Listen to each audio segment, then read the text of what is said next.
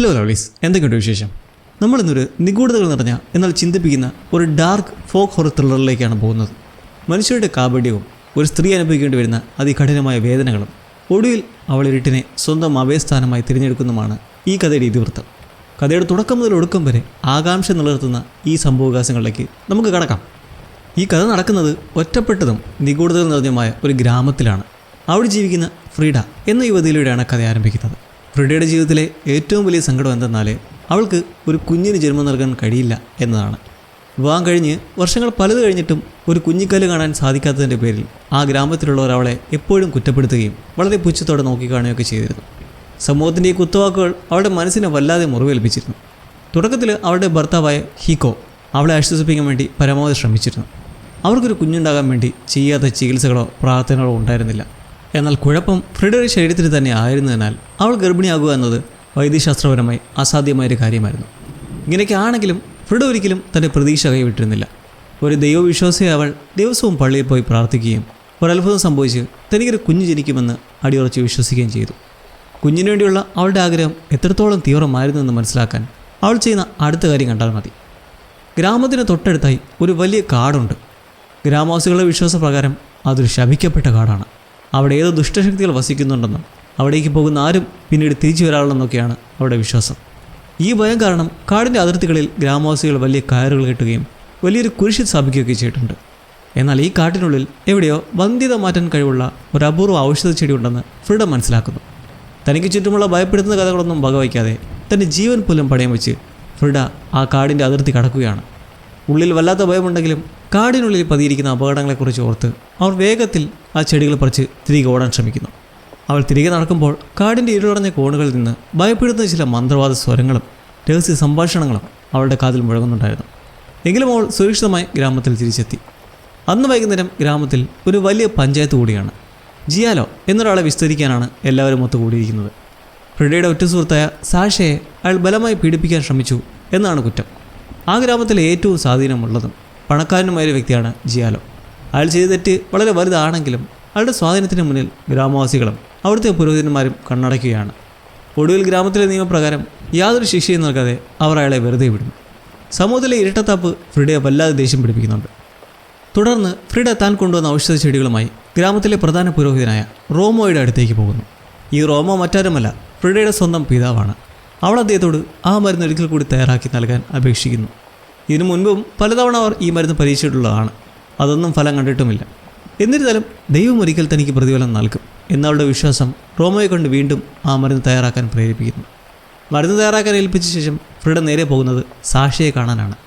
ജിയാലോ ചെയ്ത ക്രൂരതയിൽ നീതി ലഭിക്കാത്തതിനാൽ സാഷ ആകെ തകർന്നിരിക്കുകയാണ്. ഈ ഗ്രാമത്തിൽ ജീവിക്കുന്നതിലും ഭേദം മരിക്കുന്നതാണെന്നും ആ ശപിക്കപ്പെട്ട കാട്ടിലെ മൂടൽമഞ്ഞിലേക്ക് എന്നേക്കുമായി മറഞ്ഞു പോകാനാണ് താൻ ആഗ്രഹിക്കുന്നതെന്നും സാഷ ഫ്രീഡയോട് കരഞ്ഞുകൊണ്ട് പറയുന്നു. ഗ്രാമവാസികൾ കാണുന്നത് പോലെയല്ല ദൈവം നിന്നെ കാണുന്നത് എന്ന് പറഞ്ഞ് ഫ്രീഡ അവളെ ആശ്വസിപ്പിക്കാൻ ശ്രമിക്കുന്നുണ്ട്. എന്നാൽ സാഷയ്ക്ക് ദൈവത്തിലുള്ള വിശ്വാസം പോലും അപ്പോഴേക്കും പൂർണ്ണമായും നഷ്ടപ്പെട്ടിരുന്നു. കുറച്ച് ദിവസങ്ങൾക്ക് ശേഷം ഗ്രാമത്തിൽ മാംസം വിതരണം ചെയ്യുന്ന ഒരു ചടങ്ങ് നടക്കും. ഫ്രീഡയും ജിയാലോയും ചേർന്നാണ് ഗ്രാമവാസികൾക്ക് മാംസം നൽകുന്നത്. എന്നാൽ സാഷയുടെ ഊഴം വന്നപ്പോൾ ജിയാലോ വീണ്ടും അവളെ അപമാനിക്കാൻ ശ്രമിക്കുകയാണ്. അവൾക്ക് വളരെ ചെറിയൊരു കഷ്ണം മാംസം മാത്രം നൽകി അയാൾ അവളെ കളിയാക്കുന്നു. ജിയാലോയുടെ ഈ ക്രൂരതയ്ക്ക് കൂടി നിൽക്കാൻ ഫ്രീഡ തയ്യാറായിരുന്നില്ല. അവൾ രഹസ്യമായി സാക്ഷിക്ക് കുറച്ച് കൂടുതൽ മാംസം എടുത്തു കൊടുക്കുന്നു. ഇത് കാണുന്ന ജിയാലോയ്ക്ക് കടുത്ത ദേഷ്യം വരുന്നു. അവൻ ഫ്രീഡയുടെ നേരെ പാഞ്ഞെടുക്കുകയാണ്. എന്നാൽ ഫ്രീഡ ധൈര്യത്തോടെ അവനെ തടഞ്ഞു നിർത്തുന്നു.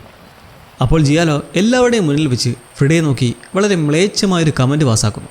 തനിക്കൊപ്പം കിടക്ക പങ്കിടാൻ തയ്യാറായാൽ ഫ്രീഡയെ ഗർഭിണിയാക്കാൻ തനിക്ക് കഴിയും എന്നായിരുന്നു ആ ദുഷ്ടൻ്റെ വാക്ക്. ഇത് കേട്ടതും അറപ്പും ദേഷ്യം കൊണ്ട് വിറച്ച ഫ്രീഡ സാക്ഷിയും കൂട്ടി അവിടെ നിന്ന് ഇറങ്ങി പോകുന്നു. എല്ലാവരുടെയും മുന്നിൽ വെച്ച് ഫ്രീഡ തന്നെ അപമാനിച്ചതിൻ്റെ കടുത്ത ദേഷ്യത്തിലാണ് ജിയാലോ. പിന്നീട് അവളുടെ ചികിത്സയുടെ അടുത്ത ഘട്ടം ആരംഭിക്കുകയാണ്. പിതാവായ റോമോ അവൾക്ക് വേണ്ടി പ്രാർത്ഥിച്ച ശേഷം ഔഷധ ചെടികൾ അരച്ച് കളിക്കുക ഒരു പാത്രം അവൾക്ക് നൽകുന്നു. അതിൽ ഫ്രീഡയുടെ സ്വന്തം മൂത്രം കലർത്തിയ ശേഷം സുരക്ഷിതമായ എവിടെയെങ്കിലും കുഴിച്ചിടാനാണ് റോമോ പറയുന്നത്. പിറ്റേ ദിവസം നോക്കുമ്പോൾ ആ പാത്രത്തിൽ പുഴുക്കൾ വന്നിട്ടുണ്ടെങ്കിൽ അതിനർത്ഥം അവളുടെ വന്ധ്യത മാറിയിട്ടില്ല എന്നും അവൾക്ക് ഇനിയും ഗർഭം ധരിക്കാൻ കഴിയില്ല എന്നുമാണ്. ഇതിനിടയിൽ ഫ്രീഡയുടെ ഭർത്താവ് ഹീക്കോയുടെ പെരുമാറ്റത്തിൽ വലിയ മാറ്റങ്ങൾ കണ്ടു തുടങ്ങുന്നു. ഇത്രയും കാലം ഒരു കുഞ്ഞിനെ കാത്തിരുന്ന് അവനും വല്ലാതെ നിരാശനായി കഴിഞ്ഞിരുന്നു. അവൻ സംശയത്തോടെ ഫ്രീഡ കുഴിച്ചിട്ട് ആ പാത്രത്തിലേക്ക് തന്നെ നോക്കി നിൽക്കുകയാണ്. അപ്പോഴാണ് ഫ്രീഡ അവനോട് പറയുന്നത്, ഇന്ന് അവരെല്ലാം കഴിച്ച മാംസം ഗർഭിണിയായ ഒരു പന്നിയുടേതാണെന്നും അതവരുടെ കുഴപ്പങ്ങൾ മാറാനുള്ളൊരു നിമിത്തമായിരിക്കുമെന്ന് പിതാവ് വിശ്വസിക്കുന്നതായിരുന്നു. ഇത് കേട്ടുടനെ ഹിക്കോയ്ക്ക് കടുത്ത ദേഷ്യം വരുന്നു. നമുക്കൊന്ന് പറയരുത്, തനിക്ക് യാതൊരു കുഴപ്പമില്ലെന്നും കുട്ടികളുണ്ടാകത്തിന് മുഴുവൻ ഉത്തരവാദിത്വവും ഫ്രിഡയ്ക്കാണെന്നും അവൻ മുഖത്ത് നോക്കി പറയുന്നു. ദേഷ്യത്തോടെ അവിടെ നിന്ന് പോകുന്ന ഹീക്കോ അല്പസമയത്തിന് ശേഷം ഗ്രാമത്തിലെ മറ്റൊരു സ്ത്രീയുമായി വളരെ അടുപ്പത്തിൽ സംസാരിക്കുന്നത് ഫ്രിഡ കാണുന്നു. ആ കാഴ്ച അവളുടെ ഹൃദയം തകർത്തെങ്കിലും അവളൊന്നും മിണ്ടാതെ സഹിക്കുകയാണ്. കാരണം അവനെപ്പോലെ തന്നെ അവൾക്കും ഒരു കുഞ്ഞിനെ ജീവന തുല്യം ആവശ്യമായിരുന്നു. അങ്ങനെ ഫ്രിഡ ആ മരുന്ന് പാത്രം കാടിൻ്റെ അതിർത്തിക്ക് സമീപം കുഴിച്ചിടുന്നു. എന്നാൽ അത് കുഴിച്ചിട്ട നിമിഷം മുതൽ കാട്ടിനുള്ളിൽ നിന്നും വല്ലാത്തൊരു ആകർഷണം അവളെ മാടി വിളിക്കുന്നതായി അവൾക്ക് തോന്നുന്നു. മൂടൽ മഞ്ഞ് നിറഞ്ഞ ആ കാട് അപകടകരമാണെന്നറിയാമെങ്കിലും ആ വിളി അവഗണിക്കാനാവാതെ അവൾ കാടിലേക്ക് അങ്ങനെ നോക്കി നിൽക്കുമ്പോഴാണ് പെട്ടെന്ന് അവളുടെ പിന്നിലായി ആ കാമാന്തനായ ജിയോല വീണ്ടും വരുന്നത്. തുടക്കത്തിൽ ഫ്രെഡയ്ക്ക് രക്ഷാമാർഗത്തിനായി കാട്ടിനുള്ളിലേക്ക് ഓടിക്കയറാൻ ഭയമായിരുന്നു. പെട്ടെന്ന് കാട്ടിലെ മരങ്ങളിൽ നിന്നും വലിയൊരു കൂട്ടം പക്ഷികൾ ഭയന്നോടുന്ന അവൾ കാണുന്നു. ഉള്ളിൽ എന്തോ ഭയപ്പെടുത്തുന്ന ഒന്നുണ്ടെന്ന് അത് വ്യക്തമാക്കുന്നു. എന്നാൽ ജിയോള അവളെ ലക്ഷ്യമാക്കി അടുത്തേക്ക് വരികയാണ്. വേറെ വഴിയില്ലാതെ ഫ്രിഡ കാട്ടിനുള്ളിലേക്ക് ഓടുന്നു. ശപിക്കപ്പെട്ട കാടായതുകൊണ്ട് ജിയോല പേടിച്ച് പുറകിൽ നിന്നോളും എന്നായിരുന്നു അവൾ കരുതിയത്. എന്നാൽ കാമത്താലന്തനായ അയാൾ കാടിൻ്റെ ശാപത്തെയോ കെട്ടുകഥകളെയോ ഭയന്നില്ല. അവൻ കാട്ടിനുള്ളിലേക്ക് ഓടിക്കേറി ഫ്രിഡയെ പിടികൂടുന്നു. കാടിനുള്ളിൽ വെച്ച് തൻ്റെ ക്രൂരമായ തനിനിറം പുറത്തെടുത്ത അവൻ ഫ്രിഡയെ ബലാത്കാരം ചെയ്യാൻ ശ്രമിക്കുകയാണ്. തൻ്റെ ജീവനും മാനവും രക്ഷിക്കാൻ ഫ്രിഡ സർവ്വശക്തിയും എടുത്ത് അവനെ എതിർക്കുന്നു. അവളുടെ ഈ ചെറുത്തുനിൽപ്പ് ജിയോലയെ കൂടുതൽ അക്രമാസക്തനാക്കുന്നു.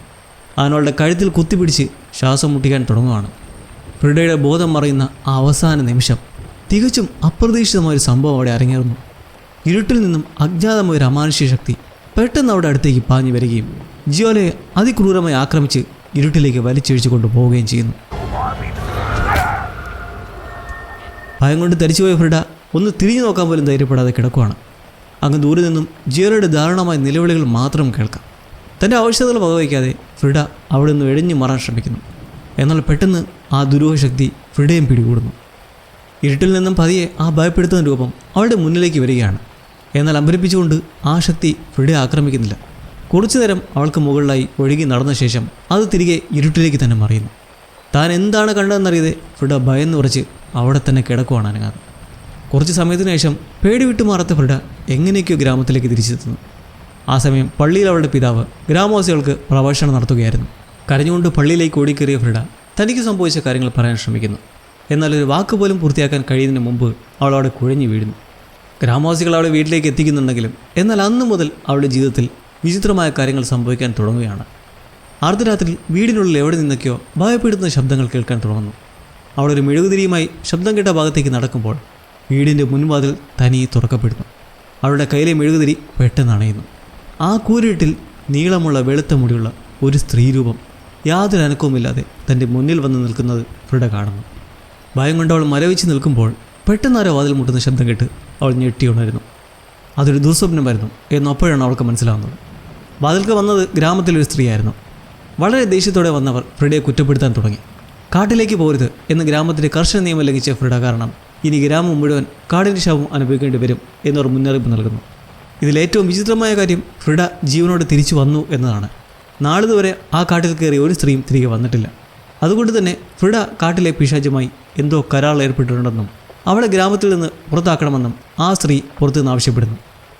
ഇതൊക്കെ കേൾക്കുമ്പോൾ ഫ്രിഡയ്ക്കും തോന്നി തുടങ്ങിയിരുന്നു കാട്ടിനുള്ളിൽ എന്തോ ഒരു ശക്തി തന്നെ സംരക്ഷിക്കുന്നുണ്ടെന്ന്. ഇതിൻ്റെയൊക്കെ സത്യാവസ്ഥ അറിയാൻ അവൾ വീണ്ടും കാട്ടിലേക്ക് പോകാൻ തീരുമാനിക്കുന്നു. അതിർത്തിയിൽ കെട്ടിയിട്ടിരിക്കുന്ന കയറുകൾ പിടിച്ച് അവൾ പതിയെ കാട്ടിനുള്ളിലേക്ക് നടക്കുന്നു. അതൊരു രക്ഷയാണെന്നുള്ളൊരു ബലമാണ്. അവൾ നടക്കുമ്പോൾ ആ കയറുകൾ തനിയെ അനങ്ങാൻ തുടങ്ങുന്നുണ്ട്. ഭയമുണ്ടെങ്കിലും അവൾ ധൈര്യത്തോടെ മുന്നോട്ട് പോകുന്നു. അതേസമയം ജിയോലയെ അന്വേഷിച്ച് ഗ്രാമവാസികളും കാട്ടിലേക്ക് പ്രവേശിക്കാൻ നിർബന്ധരാകുന്നു. തൻ്റെ പ്രാർത്ഥന എല്ലാവരെയും സംരക്ഷിക്കും എന്ന വിശ്വാസത്തിൽ റോമോയും അവർക്കൊപ്പം ഉണ്ട്. തിരച്ചിലിനൊടുവിൽ അവർ ജിയോലയുടെ ശരീരം കണ്ടെത്തുവാണ്. അതിക്രൂരമായി ശരീരം പിച്ചി ചീന്തപ്പെട്ട അവസ്ഥയിലായിരുന്നു അയാൾ. എന്നാൽ അത്ഭുതമെന്ന് പറയട്ടെ, അയാളുടെ ജീവൻ പൂർണ്ണമായും പോരുന്നില്ല. അയാളുടെ ഹൃദയം പുറത്തു നിന്നും മിടിക്കുന്നുണ്ടായിരുന്നു. ഇത് പിശാചിൻ്റെ പണിയാണെന്ന് ഉറപ്പിച്ച ഗ്രാമവാസികൾ ആകെ ഭയപ്പെടുന്നു. ആ തിന്മ ഗ്രാമത്തിലേക്ക് പടരാതിരിക്കാൻ ജിയോലയുടെ ശരീരം ഉടൻ തന്നെ കത്തിച്ചു കളയാൻ റോമോ നിർദ്ദേശിക്കുന്നു. എന്നാൽ അവർ ആ ശരീരത്തിന് തീയിട്ട നിമിഷം കാടിൻ്റെ നാനാഭാഗത്തു നിന്നും അതിഭയാനകമായ നിലവിളികൾ ഉയരാൻ തുടങ്ങി. അന്തരീക്ഷമാകെ ഭയാനകമായപ്പോൾ പേടിച്ചുറച്ച ഗ്രാമവാസികൾ ജീവനം കൊണ്ട് അവിടെ നിന്ന് മോടി രക്ഷപ്പെടുന്നു. ഈ സമയം കാടിൻ്റെ മറ്റൊരു ഭാഗത്തായിരുന്ന ഫ്രിഡ ഇതൊന്നും അറിയാതെ കാടിൻ്റെ ഉള്ളിലേക്ക് പോവുകയായിരുന്നു. എന്നാൽ കുറച്ച് കഴിഞ്ഞപ്പോൾ അവൾ ഏതോ ഒരു ട്രാൻസ് അവസ്ഥയിലേക്ക്, ഒരു മയക്കത്തിലേക്ക് വീഴുവാണ്. ആ നിമിഷത്തിൽ ഇരുട്ടിൽ പതിയിരിക്കുന്ന കാടിൻ്റെ യഥാർത്ഥ നിവാസികളുടെ ഒരു മിന്നായം അവൾക്ക് കാണാൻ കഴിയുന്നുണ്ട്. അതിന് പിന്നാലെ ഭയപ്പെടുത്തുന്ന ശബ്ദങ്ങൾ അവൾക്ക് ചുറ്റും മുടങ്ങാൻ തുടങ്ങിയപ്പോൾ പേടിച്ചവൾ അവിടെ നിന്ന് ഓടുന്നു. അടുത്തതായി അവൾ കാണുന്നത് തൻ്റെ ഭർത്താവായ ഹീഗോയാണ്. അവൻ പ്രാർത്ഥിച്ചുകൊണ്ടിരിക്കുകയാണ്. ഫ്രിഡ പിശാചുമായി കൂട്ടിച്ചേർന്നു എന്നവൻ പ്രാർത്ഥനയിൽ ആവർത്തിച്ച് പറയുന്നുണ്ട്. അവളെ രക്ഷിക്കണമെന്ന് അവൻ കേണപേക്ഷിച്ച് സംസാരിക്കും തോറും അവൻ്റെ ശബ്ദം മാറി മാറി വളരെ ഭയാനകമായി തീരുന്നു. പെട്ടെന്ന് ആ വെളുത്ത മുടിയുള്ള സ്ത്രീരൂപം വീണ്ടും അവളുടെ മുന്നിൽ പ്രത്യക്ഷപ്പെടുന്നു. ഞെട്ടിയുണർന്ന ഫ്രിഡ അതും മറ്റു ഭയപ്പെടുന്ന സ്വപ്നമായിരുന്നു എന്ന് തിരിച്ചറിയുന്നു. ഇതോടെ ഫ്രിഡയ്ക്ക് തന്നെ ശക്തമായ സംശയമുണ്ടാവുകയാണ്, താൻ ശരിക്കും പിശാചുമായി എന്തെങ്കിലും കരാർ ഉണ്ടാക്കിയിട്ടുണ്ടോ എന്ന്. ഒരു കടുത്ത ദൈവവിശ്വാസി അവൾക്ക് താൻ ദൈവത്തെ വഞ്ചിച്ചു എന്ന ചിന്ത വലിയ ഭയമുണ്ടാക്കുന്നു. അവൾ ദൈവത്തോട് മാപ്പ് ചോദിച്ചുകൊണ്ട് അലറിക്കരഞ്ഞ് പ്രാർത്ഥിക്കുന്നു. എന്നാൽ അവളുടെ പിതാവായ റോമോ ഇതൊക്കെ ഒളിഞ്ഞു കേൾക്കുന്നുണ്ടായിരുന്നു. പിശാചുമായി കൈകോർത്തതിലൂടെ ഫ്രിഡ വലിയൊരു പാപമാണ് ചെയ്തതെന്നും അവളുടെ പ്രവൃത്തി കാരണം ഗ്രാമത്തിന് മുഴുവൻ ശാപം കിട്ടിയെന്നും അയാൾ കഠിനമായ സ്വരത്തിൽ പറയുന്നു. ദൈവത്തിലേക്ക് തിരികെ വരാൻ തന്നെ സഹായിക്കണമെന്ന് അവൾ അച്ഛനോട് അപേക്ഷിക്കുന്നു. എന്നാൽ നിന്റെ പാപങ്ങൾക്ക് പ്രായശ്ചിത്തം ചെയ്യാൻ നീ എന്ത് ചെയ്യണം എന്ന് നിനക്കറിയാലോ എന്നൊരു ക്രൂരമായ മറുപടിയാണ് അയാൾ നൽകുന്നത്. തൻ്റെ പാപങ്ങൾക്കുള്ള ശിക്ഷയായ ഫ്രിഡ ദൈവത്തിന് മുന്നിൽ വെച്ച് സ്വയം ചാട്ടവർ കൊണ്ട് അടിക്കാൻ തുടങ്ങുന്നു. അപ്പോഴാണ് ഹീഗോ അവിടേക്ക് വരുന്നത്. അവളുടെ പാപങ്ങൾ കഴുകിക്കളയാൻ താനും സഹായിക്കാം എന്ന് പറഞ്ഞുകൊണ്ട് അവൻ വരികയാണ്. ഫ്രിഡ അതിന് സമ്മതിക്കുന്നു. എന്നാൽ തൻ്റെ ഉള്ളിലെ മുഴുവൻ ദേഷ്യവും തീർക്കും വിധം അതിക്രൂരമായാണ് അവൻ അവളെ മർദ്ദിക്കുന്നത്. വേദന സഹിക്കാൻ കഴിയാതെ അവൾ വീടിന് പുറത്തേക്ക് വേച്ചു വീഴുന്നു. ഇതുകൊണ്ട് സാഷ അവളെ സഹായിക്കാൻ വരുന്നുണ്ടെങ്കിലും സാഷയുടെ പിതാവ് അവളെ തടയുന്നു. ഗ്രാമത്തിലുള്ള എല്ലാവരും ഇപ്പോൾ ഫ്രിഡയെ കാണുന്നത് സാക്ഷാൽ ദൈവത്തെ വഞ്ചിച്ച ഒരു പാപിയായിട്ടാണ്. സ്വന്തം പിതാവായ റോമോ പോലും അവളെ കണ്ടുടനെ വാതിലടയ്ക്കുന്നു. തൻ്റെ ലോകത്തിൽ എല്ലാവരാലും ഒറ്റപ്പെട്ട ഫ്രിഡ പൊട്ടിക്കരയുന്നു. അവളുടെ അവസ്ഥ കൂടുതൽ ദയനീയമാകുന്നത് താൻ രഹസ്യമായി കുഴിച്ചിട്ട ആ മൂത്രപാത്രം അവൾ തുറന്ന് നോക്കുമ്പോഴാണ്. ആ പാത്രം മുഴുവൻ പുഴുക്കളെ കൊണ്ട് നിറഞ്ഞിരിക്കുന്നു. അതിൻ്റെ അർത്ഥം അവൾക്കൊരിക്കലും ഒരു കുഞ്ഞുണ്ടാവില്ല എന്നാണ്. തൻ്റെ അവസാന പ്രതീക്ഷയും അസ്തമിച്ചതോടെ ദൈവം പോലും തന്നെ കൈവിട്ടു എന്ന് അവൾ ഉറപ്പിക്കുന്നു. പെട്ടെന്ന് ആ പാത്രത്തിൽ നിന്നും ഒരുദിനം പുക ഉയരാൻ തുടങ്ങുകയും അന്തരീക്ഷം കൂടുതൽ ഭയാനകമാവുകയും ചെയ്യുന്നു. ആ നിമിഷം കാടിൻ്റെ അതേ നിഗൂഢമായ വിളി ഫ്രിഡയ്ക്ക് വീണ്ടും അനുഭവപ്പെടുന്നു. കണ്ണിൽ കാണാത്ത ഏതോ ശക്തിയുടെ നിയന്ത്രണത്തിലായതുപോലെ അവൾ കാടിനുള്ളിലേക്ക് നടക്കുന്നു. തലയോട്ടികൾ കൂട്ടിയിട്ടിരിക്കുന്ന ഒരു പ്രത്യേക സ്ഥലത്തെത്തി അവൾ മുട്ടുകുത്തി നിൽക്കുന്നു. ഇത്തവണ അവൾ പ്രാർത്ഥിച്ചത് ദൈവത്തോടല്ല, മറിച്ച് കാടിൻ്റെ ഇരുളിലെ നിഗൂഢ ശക്തികളോടാണ്. ദൂരെ നിന്നും കേൾക്കുന്ന നിലവിളികൾ അവളുടെ ഭയം വർദ്ധിപ്പിക്കുന്നുണ്ട്. പെട്ടെന്ന് ആ നിലവിളികൾക്കൊപ്പം വലിയൊരു കാലുവയ്പ്പുകളുടെ ശബ്ദവും കേൾക്കാൻ തുടങ്ങുന്നു.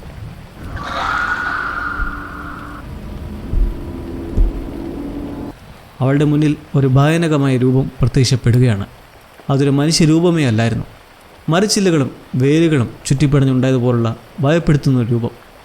മുന്നേ ജിയോലയെ പിടിച്ചുകൊണ്ടുപോയതും ഇതേ ഒരു രൂപമായിരുന്നു. ആ ജീവി ഫ്രിഡയെ തന്നെ കണ്ണീം വെച്ചുമാ നോക്കി നിൽക്കുന്നു. പെട്ടെന്നത് ഫ്രിഡയുടെ ശരീരത്തിലേക്ക് എന്തോ ഒന്ന് ബലമായി കുത്തിവയ്ക്കുന്നു. അവൾ നിലത്തേക്ക് കുഴഞ്ഞു വീഴുന്നു. ആ നിമിഷം മുതൽ ആ ദുരൂഹശക്തി ഫ്രിഡയുടെ നിയന്ത്രണം ഏറ്റെടുക്കുന്നു. കാടുമായും അതിൽ ഇരുണ്ട ശക്തികളുമായും അവളെ ബന്ധിപ്പിക്കുന്ന വിചിത്രമായ ഒരു ആചാരം അവിടെ നടക്കുകയാണ്. ഈ ആചാരത്തിനിടയിൽ ഫ്രിഡ ഭയപ്പെടുത്തുന്ന പല കാഴ്ചകളും കാണുന്നുണ്ട്.